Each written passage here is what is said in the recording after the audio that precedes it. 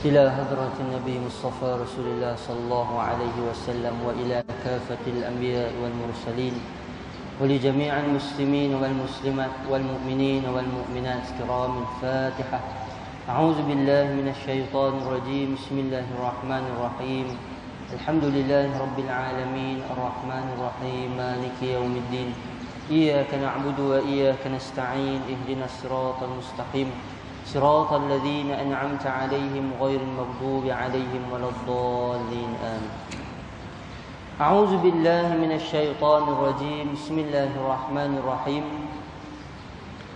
الحمد لله رب العالمين وصلوات الله وسلامه على أشرف الأنبياء والمرسلين سيدنا ومولانا محمد وعلى آله وصحبه أجمعين. سبحانك لا علم لنا إلا ما علمتنا إنك أنت العليم الحكيم ولا حول ولا قوة إلا بالله العلي العظيم ولا حول ولا قوة إلا بالله العلي العظيم ولا حول ولا قوة إلا بالله العلي العظيم. اللهم ارزقنا فهم النبيين وحفظ المرسلين وإلهام الملائكة المقربين واهدنا بهداية العارفين. اللهم افتح علينا حكمتك وانشر علينا من خزائن رحمتك يا أرحم الراحمين.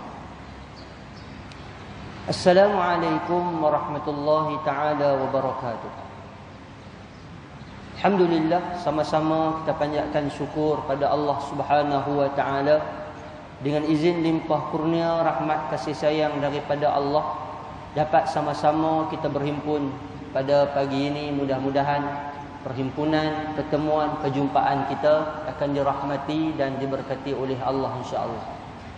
Tuan-tuan muslimin muslimat sidang jemaah yang dikasihi dan dirahmati oleh Allah sekalian, di antara sebab kenapa Allah Subhanahu wa taala mulakan waktu puasa bermula daripada waktu fajar, bermula daripada waktu subuh, berakhir dengan waktu maghrib, kerana Allah nak highlightkan waktu subuh itu sendiri. Kerana Allah nak ambil perhatian kepada kita semua supaya memberitahu kepada kita bahawa waktu subuh itu adalah waktu yang berharga dan waktu yang penting dalam hidup kita. Kerana dua tempoh ataupun dua waktu ini, di antara waktu maghrib dan waktu subuh adalah waktu yang ramai daripada kalangan kita yang tewas, yang ramai daripada kalangan kita yang lalai, ramai juga daripada kalangan kita yang barangkali jauh daripada Allah Subhanahu wa taala. Kerana dengan itu, di samping kita bangun bersahur, di samping kita menunaikan sunnah Nabi sallallahu alaihi wasallam, saranan daripada Nabi, jangan lupa untuk kita menunaikan solat subuh, tanda kata kita ingat bahawa ini perintah daripada Allah Subhanahu wa taala. Tuan-tuan yang dikasihi dan dirahmati oleh Allah sekalian, insya-Allah pada pagi ini kita akan menyambung pengajian kitab kita menggunakan kitab 40 hadis Nabi Muhammad sallallahu alaihi wasallam bercerita mendidik umat di taman kisah. Yang mana pada pagi ini insya-Allah kita akan masuk pada satu tajuk yang cukup besar. Walaupun hadis yang dinyatakan, yang dibawa ini boleh dikatakan panjang juga, walaupun dalam kitab kita ni tulis pendek, tetapi pengajaran, ibrah dan juga kebaikan daripada kisah ini cukup banyak dituliskan, dirakamkan oleh ulama tentang peristiwa ataupun perkara ini. Tajuk yang kita akan sebutkan pada pagi ini iaitu hadis yang ke-12 muka surat 46 yang bertajuk kisah Nabi Musa alaihi salam berguru dengan Nabi Khadir alaihi salam. Baik, tuan-tuan yang dikasihi dan dirahmati oleh Allah sekalian, dalam Al-Quran cerita berkaitan dengan Nabi Khidir, cerita berkaitan dengan Nabi Musa dan Nabi Khadir adalah cerita yang Allah maktubkan dalam surah Kahfi. Kebanyakan saya yakin tuan-tuan semua pada setiap hari pada waktu pagi Jumaat kita akan baca kerana mengambil sunnah daripada Nabi, saranan daripada Nabi untuk membaca surah Kahfi. Tuan-tuan, apa yang saya ingin tekankan dan apa yang kita nak sebutkan ialah bacaan daripada surah Kahfi itu, dalam surah Kahfi itu mempunyai 4 cerita, 4 fasa dan banyak pengajaran yang boleh diambil. Tuan-tuan, di antaranya yang kalau tuan-tuan perasan tak perasan, di antara perkara yang Allah nak highlightkan dalam surah Kahfi, yang pertama berkaitan dengan waktu muda kita. Cerita Ashabul Kahfi adalah cerita anak-anak muda, 7 orang anak-anak muda yang cuba menyelamatkan diri daripada pemerintah yang zalim. Daripada sudut sisi pandang yang lain juga, kita boleh faham bahawa surah Kahfi, permulaan surah Kahfi cerita pasal anak-anak muda, nak bagi tahu bahawa masa muda kamu perlu perhatikan dengan baik. Masa muda kamu perlu ambil perhatian supaya kamu tidak terjerumus keluar daripada hidayah Allah Subhanahu wa taala. Kemudian tuan-tuan, yang kedua, bila kita buka lagi surah Kahfi, Allah Subhanahu wa taala cerita pula tentang orang yang memiliki kebun, ataupun daripada sisi makna lain yang mudah untuk kita fahamnya apa dia? Apabila kita memiliki harta, jangan lupa bahawa harta itu adalah milik Allah Subhanahu wa taala. Maha kuasa Allah Subhanahu wa taala boleh ambil harta kamu pada bila-bila masa. Maha kuasa Allah Subhanahu wa taala juga boleh memberikan kepada kamu bila-bila saja harta, mengikut kepada apa yang Allah Subhanahu wa taala kehendaki. Tuan-tuan, itu yang kedua. Yang ketiga, iaitu menjadi tajuk perbincangan kita pada pagi ini, iaitulah cerita berkaitan dengan adab seorang penuntut ilmu kepada seorang guru. Tuan-tuan, dan kalau tuan-tuan perasan, kenapa surah Kahfi diletakkan pada juzuk yang ke-15? Kenapa tak diletakkan di juzuk yang awal? Kenapa tak diletakkan di juzuk yang belakang? Kenapa tak letakkan di juzuk yang di mana-mana pun? Sebahagiannya menyebut kerana Allah Subhanahu wa taala bukan sekadar nak suruh kita baca, tetapi nak suruh kita ambil pengajaran daripada surah Kahfi, antaranya pengajaran yang ada dalam kisah Nabi Musa alaihi salam bertemu dengan Nabi Khadir. Baik, tuan-tuan yang dikasihi dan dirahmati oleh Allah sekalian, sebenarnya cerita Nabi Musa dengan cerita Nabi Khadir ini adalah salah satu daripada babak yang penting dalam hidup kisah Nabi Musa alaihi salam. Kita dah cerita panjang lebar tentang cerita Nabi Musa, bermula daripada baginda Nabi Musa itu bermula daripada sebelum lahir, kemudian hidup dengan Firaun, kemudian keluar daripada Mesir, kemudian bertemu dengan Nabi Syuaib, kemudian bertemu pula dengan Bani Israel, memimpin Bani Israel sehinggalah akhir. Baik, antara salah satu daripada babak pentingnya ialah Nabi Musa alaihi salam pada masa itu dah menjadi seorang maha guru yang besar, dah menjadi seorang orang yang rujukan yang besar daripada kalangan Bani Israel. Tetapi baginda Nabi Musa alaihi salam tetap menunjukkan sikap yang cukup baik dan cukup memberi pengajaran pada kita semua. Baik, mari sama-sama kita tengok tuan-tuan, daripada hadis yang kita baca ini, sambil-sambil kita akan kupas sikit demi sikit ayat-ayat yang Allah Subhanahu wa taala sebutkan daripada Al-Quran. Bismillahirrahmanirrahim. An Ubay bin Ka'b radhiyallahu anhu, anin Nabi sallallahu alaihi wasallam qala, anna Musa qama khatiban fi Bani Israil, fasu'ila ayyun nasi a'lam, faqala ana, fa'ataba Allah alayhi iz lam yarudda al-ilma ilayhi, faqala bala li 'abdun bi bajma'il bahrain huwa a'lamu minka, qala ay rabb kayfa li bi, qala ta'khuzuhu fataj'aluhu fi miktal haitsuma faqadtal huta fahuwa thamma, atau kama qala, hadis sahih riwayat Imam Bukhari. Baik, Kata hadis ini, artinya daripada Ubay bin Ka'ab radhiyallahu anhu. Kata dia daripada Nabi sallallahu alaihi wasallam. Kata Nabi sallallahu alaihi wasallam, sesungguhnya Nabi Musa alaihi salam berkhutbah kepada Bani Israel. Nabi Musa alaihi salam dia berkhutbah kepada Bani Israel. Sebahagian riwayat menyebut pada masa ketika itu Nabi Musa dan juga Bani Israel berada di Padang Tih, dekat dengan kawasan Mesir. Padang Tih, tempat yang Bani Israel terkandas selama 40 tahun, tidak boleh keluar kerana tidak mau mengikut kepada cakap Nabi Musa alaihi salam. Baik, yang tu kita dah cerita dah sebelum ni. Kemudian beliau ditanya, fasuila ayyun nasi a'lam. Kemudian beliau ditanya, siapakah manusia yang paling alim? Ketika Nabi Musa tengah duk bisyarah, Nabi Musa tengah duk cakap, tiba-tiba salah seorang daripada kalangan Bani Israel tanya kepada Nabi Musa alaihi salam, ayyun nasi a'lam? Wahai Nabi Musa, siapalah daripada kalangan kita ni yang paling alim? Ada lagi ke orang yang paling alim daripada kamu? Begitulah lebih kurang. Faqala ana. Maka Nabi Musa alaihi salam pun menjawab jawapan kepada anak buah dia, kepada Bani Israel yang tanya tu apa dia? Nabi Musa kata, ana, akulah yang paling alim sekali. Nabi Musa kata, akulah yang paling alim sekali.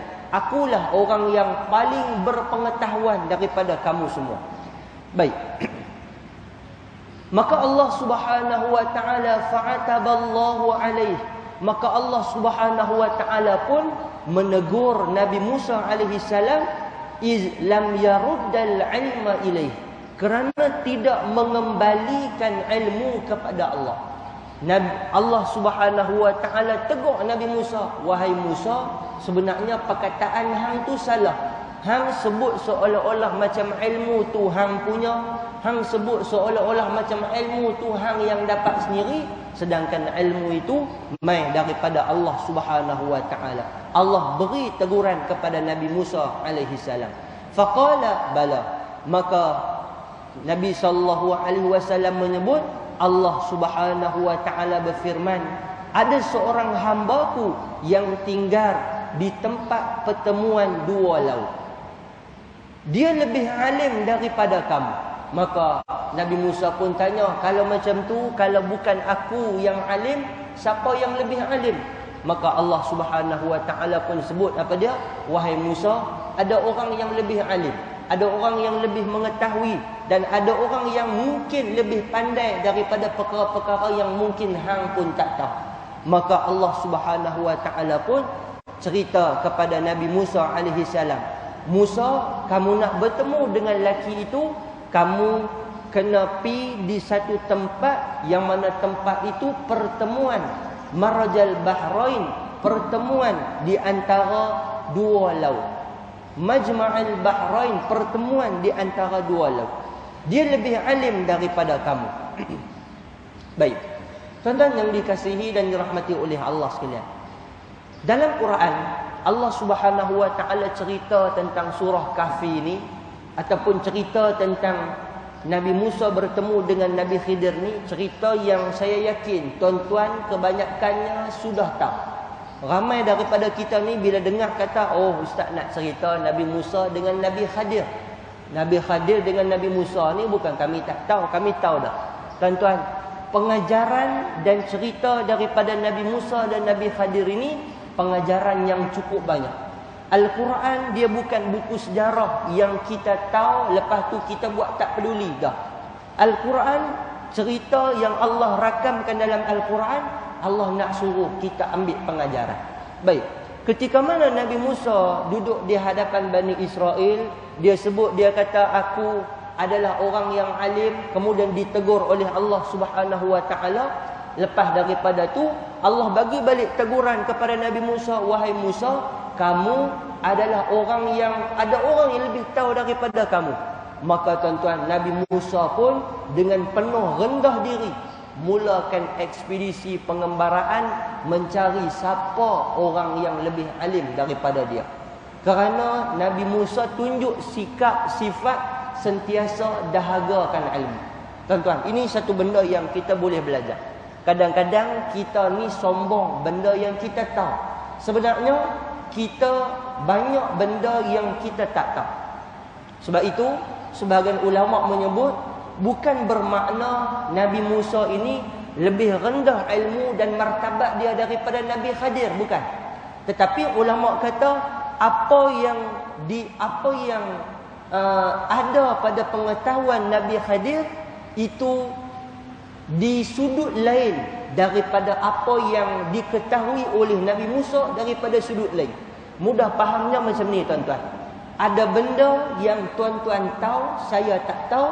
Ada benda yang saya tahu, tuan-tuan tak tahu. Maka Nabi-Nabi ini saling melengkapi antara satu sama lain. Begitu juga, tuan-tuan, bila kita faham betul dengan ayat ataupun apa yang kita sebutkan tadi, kita boleh faham bahawa Allah Subhanahu Wa Taala memang mengutuskan Nabi kita sebagai khatamul anbiya, Nabi yang terakhir, Nabi yang terulung, Nabi yang paling hebat. Tetapi tidak bermakna kita menafikan Nabi-Nabi yang lain. Nabi-Nabi yang lain ini petah, pandai dan bijaksana kena pada situasi tempat dia pada masa itu. Maksudnya daripada kalangan Nabi-Nabi ini saling melengkapi di antara satu sama lain. Itu yang boleh kita faham.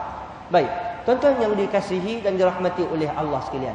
Maka Nabi Musa alaihi salam pun dalam perjalanan dia, Nabi Musa bawa satu orang anak murid yang paling berjasa besar dan yang paling bijak daripada kalangan Bani Israel, yang bernama Yusha' bin Nun.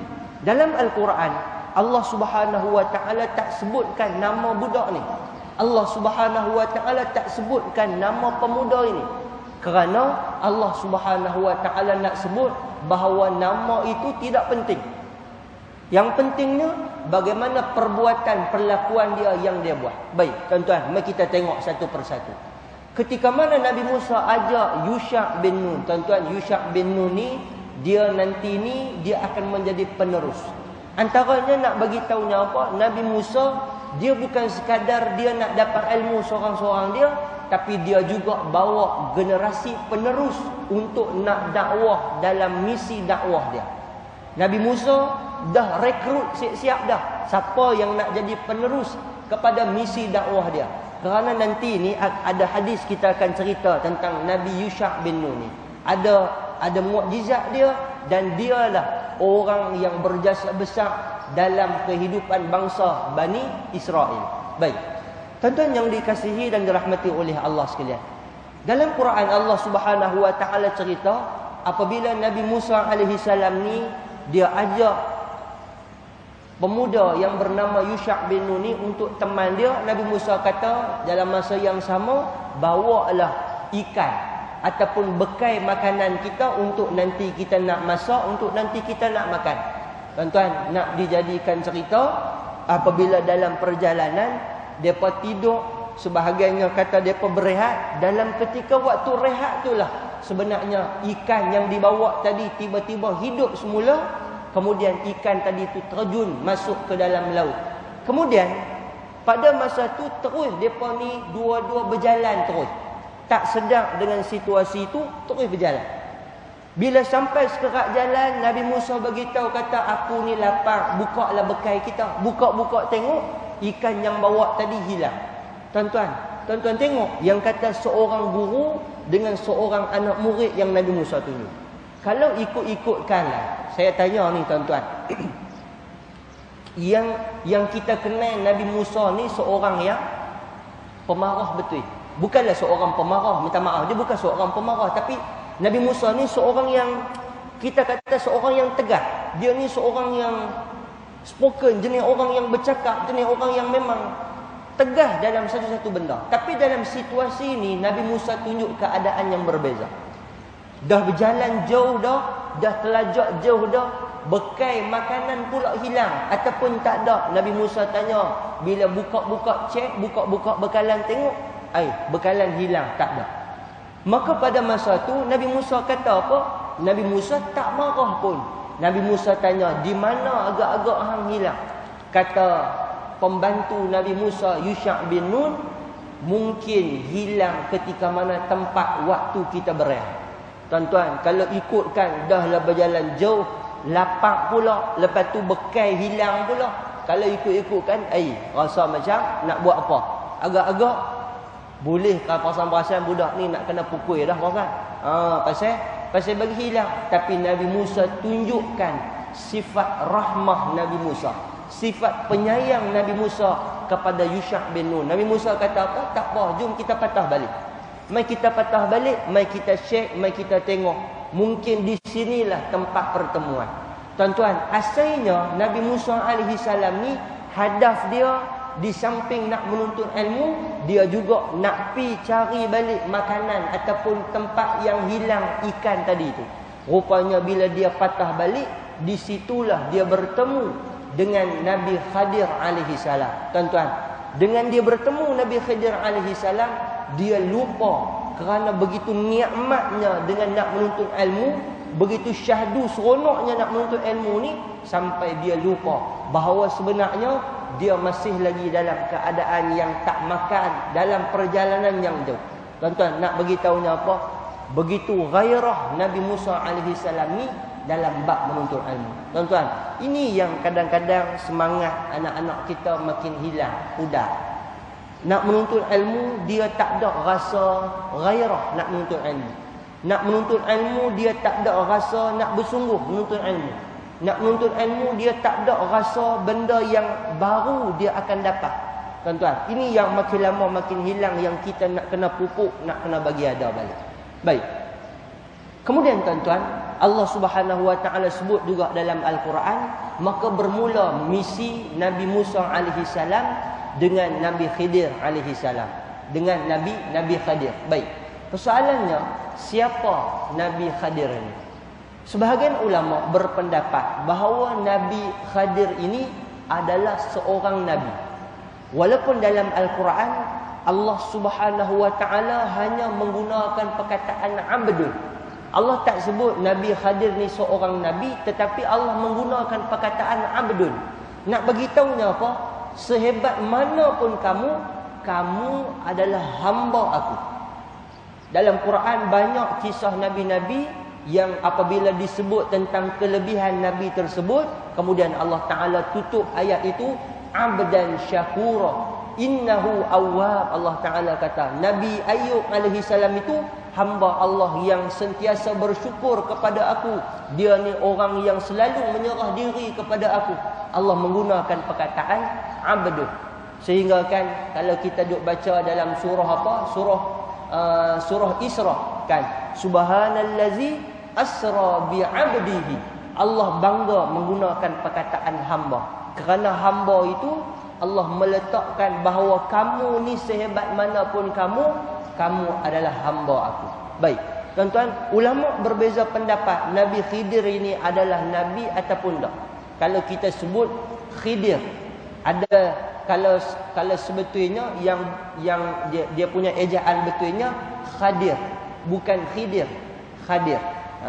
Ada juga yang berpendapat Khadir ini bukan nama sebenar kepada Nabi Khadir, tapi Khadir ini adalah satu gelaran yang diberikan kepada dia daripada satu orang yang mai berjumpa dengan dia, akhirnya mendapat warna yang hijau ataupun warna yang seronok, warna yang terang ataupun kehidupan yang seronok. Asalnya Nabi Musa alaihi salam ni dengan penuh rasa kekosongan nak mai berjumpa dengan Nabi Khadir alaihi salam, maka Nabi Khidir ni seolah-olah macam membawa satu kita kata petunjuk daripada Allah kepada Nabi Musa alaihi salam. Baik. Tuan-tuan, ada juga orang tanya, adakah Nabi Khadir ini masih hidup? Kan? Itu biasalah persoalan yang selalu orang tanya. Ramai orang dia akan tanya, Nabi Khadir ni hidup lagi ke macam mana? Tuan-tuan, kita pegang dengan cara yang simple dan mudah. Cukup dengan kita percaya bahawa Nabi Musa ataupun Nabi Khidir alaihi salam ini wujud. bab Nabi Khidir alaihi salam ini masih hidup ataupun tidak, itu tak perlu kita bincang panjang. Sama ada Nabi Khidir ini hidup ataupun tidak, itu bukan urusan kita. Itu bukan urusan kita. Cukup dengan kita percaya bahawa Nabi Khidir ini ada dan Nabi Khidir ini bertemu dengan Nabi Musa. Cukup yang tu. Tuan-tuan, ada orang dia bincang sungguh, sampai ada orang buat cerita pun ada, berjumpa dengan Nabi Khidir dan sebagainya. Wallahu a'lam. Kita tak mau bincang panjang. Yang pentingnya, saya nak yakinkan tuan-tuan bahawa kepercayaan kita bahawa Nabi Khidir itu wujud, cukup dengan kita percaya dengan perkara yang macam tu. Baik. Kemudian tuan-tuan, mulalah perjalanan Nabi Musa alaihi salam. Macam biasa yang tuan-tuan tahu dah, 3 keadaan yang berlaku kepada Nabi Khidir dengan Nabi Musa alaihi salam.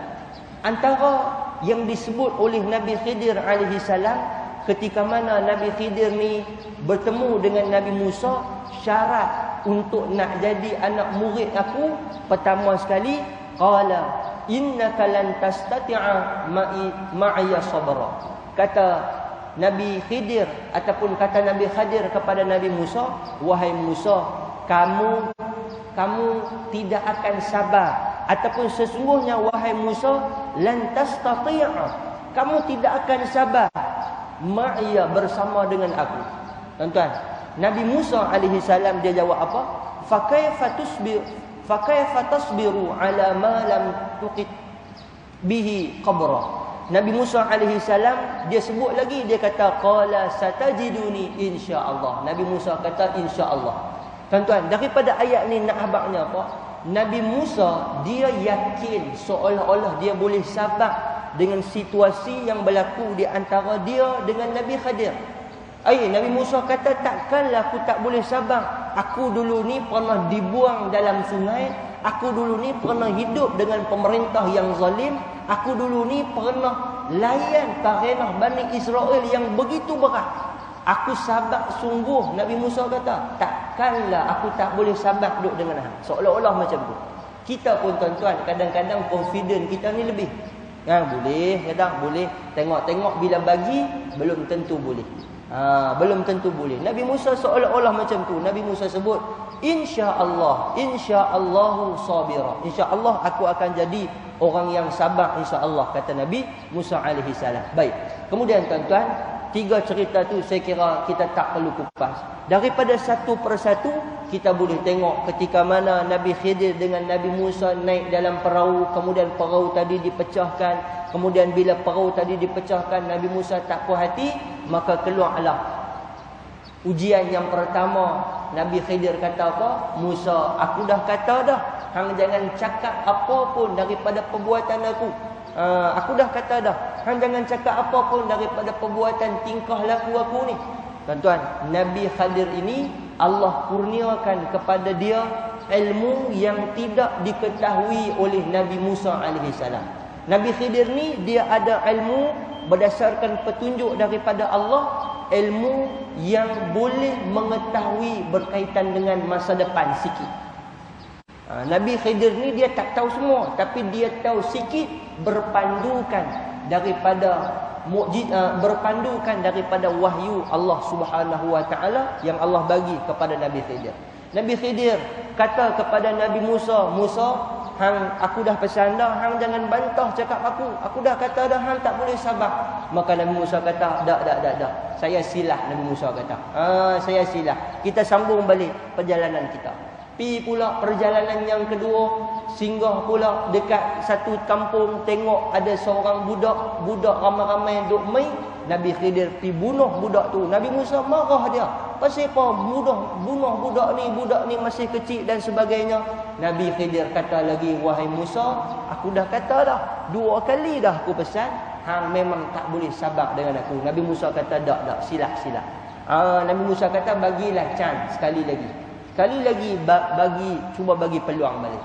Kemudian yang ketiga, ketika mana Nabi Musa dengan Nabi Khidir singgah di satu kampung, minta bantuan, minta pertolongan kepada orang kampung tu, tak ada siapa pun yang beri bantuan kepada Nabi Musa, layan Nabi Musa, tak ada siapa pun. Semua menolak, semua tak bagi, semua sombong. Tiba-tiba mai dekat satu rumah, Nabi Khidir betulkan dinding rumah dia. Nabi Musa kata, siapa yang pergi bantu orang kampung ni? Dahlah mereka sombong, dahlah mereka bongkak, dahlah mereka tak main bantu kita. Kita nak minta ayak, nak minta bantuan, nak minta apa-apa, mereka tak bagi. Apa yang hang buat ni? Maka Nabi Khidir pun sebut. Nabi Khidir kata apa? Kan aku dah kata, wahai Musa, kamu tak boleh sabar dengan apa yang aku telah buat, apa yang telah aku ucapkan. Tuan-tuan, pengajarannya mudah, tuan-tuan. Ada benda yang kita boleh sabar, ada benda yang kita tak boleh sabar. Contoh mudah, tuan-tuan. Kita boleh buat kerja kita selama 7-8 jam tanpa kita ada rasa nak marah kadang-kadang, tanpa ada rasa macam tak puas hati. Tapi kita tak boleh sabar masa kita tunggu bini kita bersiap pergi market. Bukan lama pun. Dia bersiap tu bukannya lama macam kerja kita. Rasa tak? Naknya kadang-kadang ada benda yang kita boleh sabar, ada benda kita tak boleh sabar. Saya pernah jumpa satu orang pomen, tuan-tuan. Pomen ni, masa tu saya ada masalah handbrake. Handbrake tu tarik tinggi sangat. Bila tinggi sangat, saya pun bagi tahu kat dia, abang, tolong adjust handbrake ni kalau boleh tak mau nak tarik tinggi sangat. Tarik tu sikit sudah, nampak huduh sangat, tarik tinggi-tinggi sangat. Maka dia pun adjust. Rupanya nak adjust handbrake tu dia kena buat dua benda. Kena buka dekat belakang brake disc tu satu, nak kena pulas satu skru, nak bagi ketat. Lepas tu nak kena buka dekat bahagian tempat kita hold tangan, dekat tempat kita, dekat dengan kawasan handbrake tu lah, dekat gear tu nak kena buka. Kotak tu tuan-tuan besar cawan ni lah. Kotak tu besar sikit pada cawan ni. Kotak hak nak buka tu. Dia bubuh screwdriver, dia bubuh dia punya spanner, dia punya skru tu sikit dia pulas. Saya tengok dia duduk dalam kereta, duduk pulas menatang tu saja. Dekat-dekat berapa minit. Saya kata buat kerja pomen ni kena sabar dulu. Dia sendiri sebut, dia kata apa? Dia kata, kalau ustaz nak tahu, dia kata, saya ni kerja macam ni saya boleh sabar. Tapi kalau dengan anak-anak saya tak boleh. Ni dia duk bertahan, duduk macam tu, duk buat. Bukannya gerak banyak pun, sikit dah. Sekejap dia keluar pula pergi tengok, ejah boleh ke tak boleh. Rim tu dia punya apa, tayar tu kalau pusing ketat sangat, tak nak kena ejah longgar tang ni. Sekejap nak kena patah balik main tang ni. Tuan-tuan, kalau tak sabar, Allah pakai tak ada jalan. Tuan-tuan, nak abangnya apa? Ada masanya kita boleh sabar, ada masanya kita tak boleh sabar. Maka Nabi Musa alaihi salam pun dalam keadaan yang begitu. Nabi Musa alaihi salam, daripada kisah ini pengajarannya apa? Nabi Musa alaihi salam pun, Nabi Musa tak boleh nak sabar. Nabi Musa seolah-olah macam rasa benda yang dibuat oleh Nabi Khadir ini menyalahi daripada ilmu yang dia ada. Sedangkan ilmu yang Nabi Musa ada tu tidak sama dengan ilmu yang Nabi Khadir ada. Macam tuan-tuan semualah, ada benda yang tuan-tuan buat yang bila nampak pada pandangan kita ni, tak perlu kot, tak payah kot macam tu, tak perlu kot macam ni. Tuan-tuan, bagi kawan tu ini penting, bagi kawan tu ini perlu, bagi kawan tu ini mesti bubuk kan? Maka benda ini menjadi satu pengajaran yang besar daripada kisah Nabi Musa alaihi salam dengan Nabi Khidir. Baik, mari sama-sama kita tengok dia punya keterangan hadis. Baik, kata tuan kitab kita, pada satu hari Nabi Musa alaihi salam menyampaikan khutbah kepada Bani Israel. Khutbahnya sangat terkesan pada hati pendengarnya. Ramai yang menangis keinsafan kerana mendengar khutbah itu. Begitulah kelebihan Nabi Musa dan nabi-nabi lain dalam menyampaikan ucapan khutbah dan pidato. Nabi-nabi, semua nabi-nabi itu petah berkata-kata, pandai berkata-kata. Tak ramai orang yang dia boleh bercakap. Kita sendiri pun tuan-tuan, bila tuan-tuan dengar ada orang bercakap, kita ni ada peminat masing-masing. Ada orang dia minat penceramah yang jenis bercakap, jenis derah, jenis menjerit, jenis jerakah. Ada orang minat macam tu. Ada orang dia minat jenis santai-santai, dia tak mau jenis jerakah-jerakah, jenis serabut-serabut kepala dia tak mau. Ada jenis dia ni kalau boleh dia nak dengar penceramah jenis buat lawak saja. Pun ada. Macam-macam style. Maka dengan cara-cara yang macam tu, nabi-nabi terdahulu, kelebihan kepada para nabi-nabi ini adalah pandai dalam berkata-kata, pandai berhujah, pandai berkhutbah dan pandai berpidato. Baik. Kemudian kata tuan kitab kita, dan kata-kata mereka yang terbit dari hati yang ikhlas itu menyentuh hati kecil pendengar, melembutkan hati yang keras dan menyedarkan jiwa yang lalai. Mereka bijak memilih perkataan yang sesuai dan susunan ayat yang menarik. Tuan-tuan, seorang pemidato yang bijak, yang mahir, yang cekap, dia pandai guna ayat. Dia pandai pilih ayat supaya sesuai dengan perkataan ataupun apa yang dia cuba nak sampaikan. Kalau cerita yang dia nak cerita tu sedih, perkataan-perkataan yang digunakan, nada lenggok yang digunakan tu menunjuk kepada perbuatan yang dia nak cerita tu perbuatan yang sedih. Kalau gembira, cerita gembira. Kalau marah, cerita marah. Begitu para nabi ini pandai dalam berkata-kata. Selepas itu ada orang yang bertanya kepada Nabi Musa, siapakah manusia yang paling alim? Nabi Musa berkata, saya paling alim. Beliau berkata demikian bukan kerana takabur. Nabi Musa sebut tu bukanlah Nabi Musa takabur, nak habaq kata Nabi Musa lebih pandai daripada orang lain, tetapi kerana ingin menyatakan hakikat sebenar. Beliau adalah Nabi dan Rasul kepada Bani Israel. Beliau juga dipilih dalam senarai Nabi Ulul Azmi, iaitu kedudukan yang ketiga selepas Nabi Muhammad dan Nabi Ibrahim. Baik, Nabi Musa alaihi salam sebut kata aku yang paling alim, bukan bermakna Nabi Musa alaihi salam ini adalah orang yang paling alim di atas muka bumi. Dah. Nabi Musa nak habaq daripada kalangan hampa yang tanya akulah yang paling alim. Akulah yang paling mengetahui. Baik. Kemudian tuan-tuan, kata tuan kitab kita, beliau digelar Kalimullah. Nabi Musa ini diberi gelaran dengan gelaran Kalimullah. Apa maksud Kalimullah? Boleh berkata-kata, bercakap dengan Allah Subhanahu wa taala. Dan dianugerahkan kitab Taurat. Allah Subhanahu wa taala mengajarkan macam-macam ilmu. Walaupun begitu, sepatutnya seorang yang berilmu, sangat tinggi ilmunya, apabila disoal dengan soalan begini, soalan sebegini, hendaklah disebut Allahu a'lam. Artinya Allah lebih mengetahui. Tuan-tuan, nak bagi tahunya apa? Tak semua benda kita tahu. Yang tu paling penting. Kita ni hak jadi hari ni kita takut, tuan-tuan. Semua benda dia buat tahu. Semua benda dia buat tahu. Saya teringat yang ayat Ustaz Husam. Dia tak tahu kata dia tu tak ayat dia tu sedap juga kan. Dia tu tak tahu, dia duk kata dia tahu, sedangkan dia tak tahu kata dia tak tahu. Orang pun tak tahu kata dia tu tak tahu.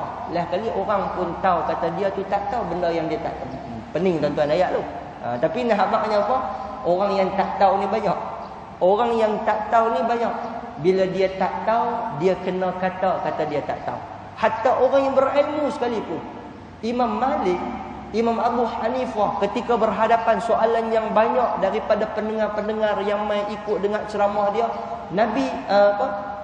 Imam Malik dan juga Imam Abu Hanifah, sebagai riwayat kata Imam Malik, Imam Abu Hanifah saya tak ingat, dua-dua ini bila diajukan soalan, ada soalan yang mereka akan jawab apa? Wallahu a'lam. Tuan-tuan, imam alim ni, kita mengaji tak tahu mana, orang tanya buat pandai lebih. Tuan-tuan, mengaji tak tahu mana, tiba-tiba orang tanya, ni macam ni lah, aku dengar ni macam ni.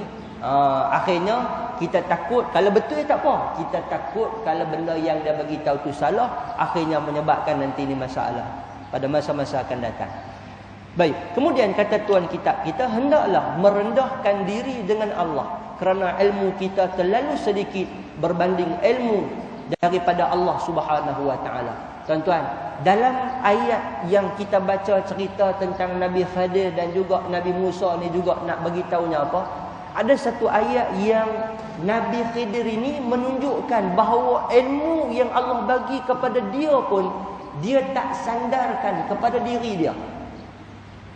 Sebenarnya ilmu yang ada kepada kamu Musa dan ilmu yang ada kepada aku Khadir adalah ilmu yang diambil daripada satu titik daripada lautan yang luas.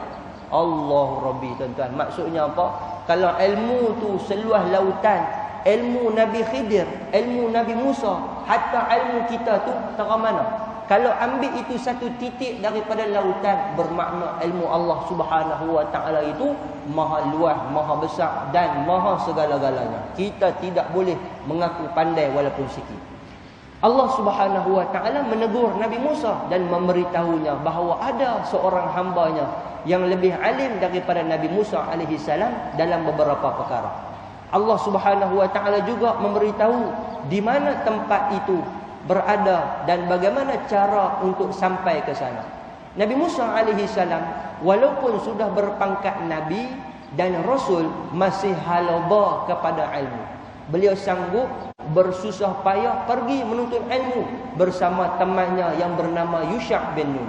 Sepanjang berguru dengan Khadir, mereka berdua menyaksikan banyak keajaiban yang diceritakan oleh Allah Subhanahu wa taala terperinci di dalam surah Kahfi. Jadi Nabi Musa sepanjang ekspedisi perjalanan Nabi Musa alaihi salam bersama dengan Yusha' bin Nun bertemu dengan Nabi Khadir ni, pengajaran yang cukup banyak Nabi Musa alaihi salam ambil, dan yang pentingnya tuan-tuan, pengajaran yang banyak juga untuk kita ambil. Antaranya yang saya sebutkan tadi, kenapa juzuk 15 ataupun surah Kahfi ni berada di juzuk yang ke-15, kamu nak kena tengok balik. Kerana bila kita baca ayat ni, kita boleh faham. Nabi Musa alaihi salam walaupun dah pandai dah, walaupun dah bijak dah jadi penuntut ilmu yang boleh kata hebat, ilmu pun dah banyak, tapi jangan lupa untuk patah balik belakang. Tengok balik, kamu dah di pertengahan jalan ni, betul ke apa yang kamu ada ni? Kamu berasa kamu cukup alim ke? Kamu berasa kamu cukup tahu ke? Kamu berasa kamu cukup hebat ke? Allah nak suruh kita perhati yang tu, tuan-tuan. Baik, tuan-tuan yang dikasihi dan dirahmati oleh Allah sekalian. Jadi, tuan-tuan, banyaklah pengajaran sebenarnya daripada kisah Nabi Musa alaihi salam bertemu dengan Nabi Khadir, dan saya pun yakin banyak daripada asatizah kita yang selalu kupas berkaitan dengan cerita surah Kahfi, cerita Nabi Musa dengan cerita Nabi Khadir ni, dan saya pun yakin banyak sisi pengajaran sampai ke hari ni pun masih lagi banyak pengajaran-pengajaran yang dikeluarkan daripada kisah Nabi Musa alaihi salam bertemu dengan Nabi Khadir alaihi salam. Baik, tuan-tuan yang dikasihi dan dirahmati oleh Allah sekalian. Jadi daripada hadis yang kita bacakan ini, boleh kita ambil pengajaran mudah apa tuan-tuan? Kita jangan jadi orang yang sombong, takabur dengan ilmu kita. Sebab berapa ramai orang yang terkandas, yang sombong dengan ilmu dia, akhirnya dijauhkan daripada rahmat Allah. Contoh yang paling mudah siapa dia tuan-tuan? Iblis, laknatullah. Dia ni ada ilmu yang banyak, maha guru kepada malaikat, tetapi sombong dia dengan ilmu, tidak patuh kepada arahan Allah, akhirnya Allah Subhanahu wa taala keluarkan dia daripada rahmat Allah Subhanahu wa taala. Kemudian tuan-tuan, yang kedua daripada cerita yang kita sebut ini, boleh kita ambil pengajaran berkaitan dengan adab seorang anak murid kepada seorang guru. Daripada cerita ni tuan-tuan, banyak sebenarnya daripada pengajaran berkaitan dengan adab anak murid dengan guru. Macam-macam. Antaranya duduk dengan guru. Ada guru yang akan dipandu oleh Allah Subhanahu wa taala, yang kita boleh dengar cakap dia selagi mana tidak jauh ataupun tidak menyimpang daripada ajaran yang hak, yang betul-betul benar daripada Allah Subhanahu wa taala. Dan banyak lagi lah pengajaran-pengajaran berkaitan dengan adab sebagai seorang penuntut ilmu kepada seorang guru. Baik, tuan-tuan yang dikasihi dan dirahmati oleh Allah sekalian, insya-Allah pada pertemuan yang akan datang kita akan masuk hadis yang ke-13 yang menceritakan berkaitan dengan kisah jasad Nabi Yusuf alaihi salam dibawa keluar daripada Mesir. Mungkin cerita hadis yang ke-13 ni kita akan mula cerita berkaitan dengan kisah Nabi Yusuf alaihi salam. Tuan-tuan, kisah Nabi Yusuf ni saya sebahagian tempat kita dah cerita dah, memang cerita dia panjang. Boleh jadi dia ada 2-3 siri. Pasal cerita dia ni cukup panjang dan cukup menarik. InsyaAllah kita akan cerita pada pertemuan yang akan datang. Baik, tuan-tuan, insyaAllah pada tengah hari ini tuan-tuan akan bersama dengan saya lagi pada sesi tazkirah ataupun kuliah zuhur selepas zuhur nanti. InsyaAllah jika tidak ada halangan dan sebagainya, kita akan bawa cerita berkaitan dengan kisah Nabi Syuaib dan juga Nabi Zulkifli, insyaAllah. Kita akan cerita tengah hari ini, iaitu kisah Nabi Syuaib menerusi ayat-ayat Al-Quran, dan juga kisah Nabi Zulkifli yang kita akan bawa dan kita akan ceritakan pada tengah hari ini, insyaAllah. Baik, tuan-tuan yang dikasihi dan dirahmati oleh Allah sekalian, sebelum terlupa, saya pernah sebut pada pertemuan yang lalu, saya bawakan pada tuan-tuan borang Ihya Ramadan untuk sekolah saya ni, yang mana sumbangan daripada tuan-tuan kami akan gunakan untuk majlis berbuka puasa, dan juga sebahagian kecil daripada sumbangan tuan-tuan ini kita akan gunakan untuk penggunaan persekolahan.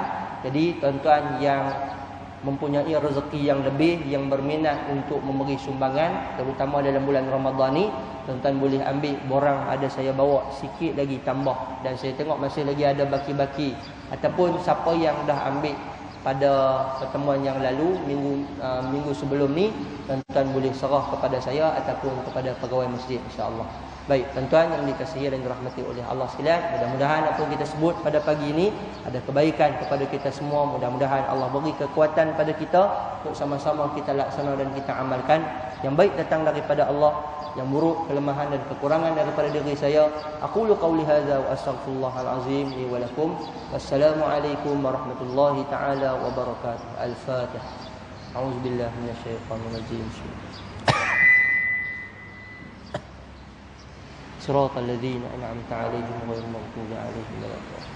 بسم الله الرحمن الرحيم. اللهم استر عيوبنا وعيوب معلمينا عنا ولا تزغ بركة علومهم عنا برحمتك يا أرحم الراحمين. اللهم فقهنا في الدين وعلمنا تأويل. اللهم فقهنا في الدين وعلمنا تأويل. اللهم فقهنا في الدين وعلمنا تأويل. اللهم احسن عاقبتنا في الأمور كلها وأجرنا من خزي الدنيا وعذاب الآخرة. ربنا آتنا في الدنيا حسنة وفي الآخرة حسنة وقنا عذاب النار. صلى الله على محمد وعلى آله وصحبه وبارك وسلم. الحمد لله رب العالمين. السلام عليكم ورحمة الله وبركاته.